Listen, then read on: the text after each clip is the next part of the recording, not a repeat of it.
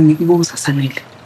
Usikwenzakalani phakathi kwakho nale ntombazane yakantanzi lokuphika? Imbali yaphi yonke lento ngoba ngicabanga sidlulile kulento. Uphika into oyaziyo Sanele. Futhi ulokuphekile futhi. Kwenzakalani phakathi kwakho naye? Imbali yashaya umoya. Wazongithatha ngehlisa umoya. Ngosuku lwamembeso Sanele. Wangifonela ungitshela ukuthi awukwazi ukuba nami. Ungenza isilima phambi kwabantu basekhaya nomndeni wami kanti uyazi ukuthi